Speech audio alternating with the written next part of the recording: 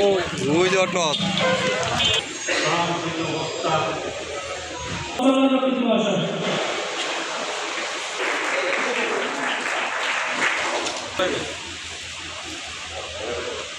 এই বিএনপি সবচেয়ে বেশি কিছুদিন আগে একটা আন্তর্জাতিক পত্রিকা নেত্র নিউজ তারা একটা গবেষণা করে তারা বের করেছে যে যতজন আমাদের এই 24-এর অভ্যুত্থানে হত্যা করেছে পুলিশ এবং আওয়ামী লীগ যুবলীগের সন্ত্রাস বাহিনী, তাদের মধ্যে সরাসরি রাজনীতিতে অংশগ্রহণকারী নিহতের সংখ্যা সবচেয়ে বেশি হলো বিএনপি অঙ্গ ও সহযোগী সংগঠনের, সরাসরি প্রায় 13 জন।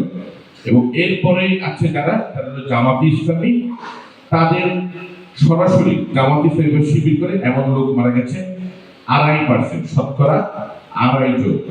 কাজে এই গণ অভ্যুত্থান 24-এর সম্মুখ সারিতে রাজনৈতিক দল হিসেবে একমাত্র বিএনপি জনগণের পাশে ছিল। বাংলাদেশের ইতিহাসে প্রতিটি ক্রান্তি লগ্নে জনগণের পাশে বিএনপি। 5ই আগস্টের পর অত্যাচার, অনাচার, শোষণ, ব্যভিচার, উৎপীড়নের জন্য কোন হিন্দু কি ইন্ডিয়া চলে গেছে? তারা বলেছিল আমার হিন্দু মায়েরা মাথায় সিঁদুর দিতে পারবে না। বলুন তো, সিঁদুর দেওয়া কি বন্ধ আছে? তারা বলেছিল আপনারা যে স্থান বলেন, তারা না থাকলে স্থান বলতে পারবেন না, গোসল বলতে হবে। এখন কি আপনার স্থান বলেন না? তারা বলেছিল পূজা করতে পারবেন না। এখন কি আপনার 5ই আগস্টের পরে পূজা করেন নাই? আমাকে 8-9টা মামলা দিয়েছে। আমি হিন্দু বলে আমি বিএনপি করতে পারবো না? আপনারা পারবেন না? আমাদেরকে বঞ্চিত করা হয়েছে, আমাদের মন্দির দেওয়া হয় নাই, প্রতি ঘরে ঘরে তাদের মসজিদ। আমাদের কিন্তু হিন্দুদের আওয়ামী লীগ সরকার কিছুই দেয় নাই।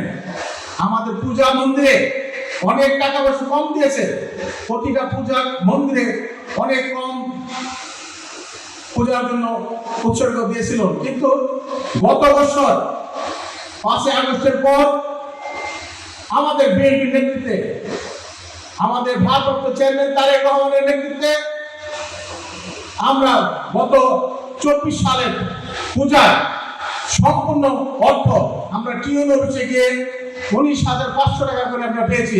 আগে পেতাম 15,000 করে। এর মধ্যে তৃতীয় পক্ষ তারা সুবিধা ভোগ করত। সেটা কারা? সেটা আওয়ামী লীগের কিছু নেতা ছিলেন আমাদের হিন্দুদের মধ্যে। এই বিএনপির বদনাম করার জন্য এই ফেসবুকে বা সামাজিক যোগাযোগ মাধ্যমে বিভিন্ন রকমের কথা ছড়াচ্ছে, যার সাথে বিএনপির কোনো অংশ নেই, অর্থাৎ বিএনপির কাছে সম্পৃক্ত না। কাজে আমরা জানতাম না যে বিএনপিকে তারা ভালোবাসে নাকি বিএনপির ক্ষতি করার জন্য তার মাঠে আছে।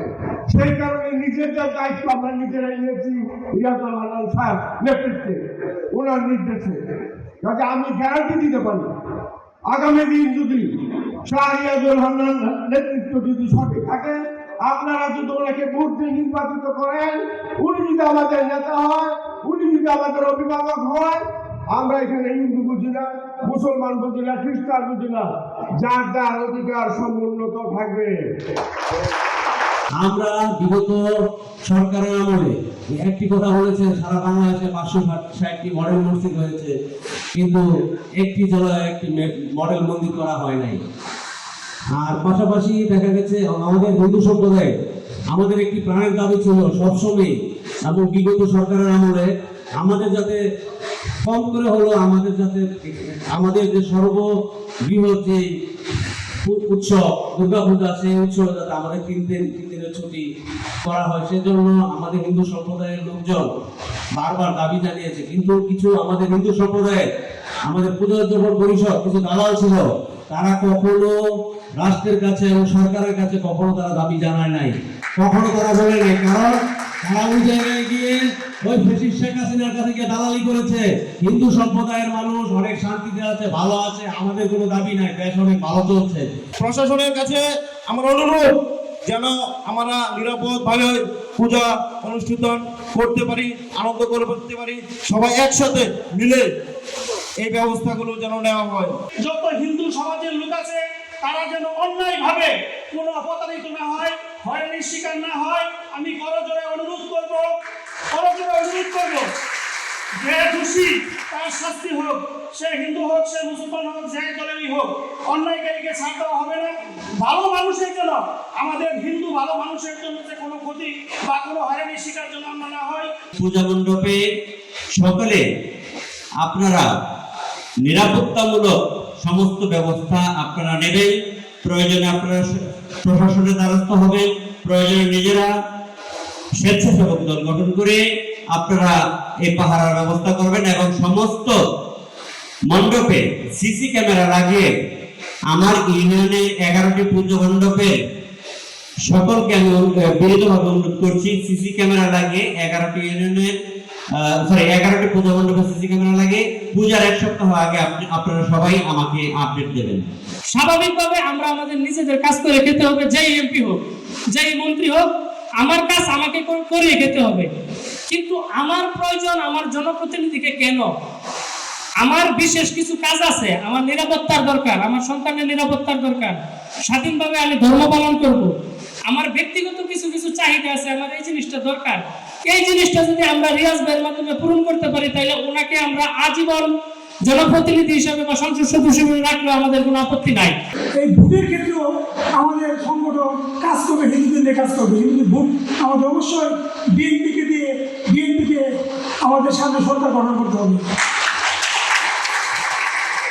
আপনারা জানেন বিএনপি 31 দফারে কাজ করতেছে। 31 দফার মধ্যে পুরো মন্তব্যটা আপনি একটু খেয়াল করবেন। এখানে বলা আছে স্পষ্ট করে এই পুরো দফার সংখ্যালঘু এবং সকল সম্প্রদায়ের নিরাপত্তা, সম্পত্তির সুরক্ষা, পূজা মণ্ডপে শান্তি শৃঙ্খলা এবং সম অধিকার নিশ্চিত করা। সুতরাং আমাদের কি উচিত? আমাদের হিন্দুদের জন্য যদি করে বিএনপির 31টা দফা যদি পূরণ হয়, তার মধ্যে আমাদের যে আশা আছে, আমাদের আকাঙ্ক্ষা আছে, সেটা অবশ্যই পূরণ হবে।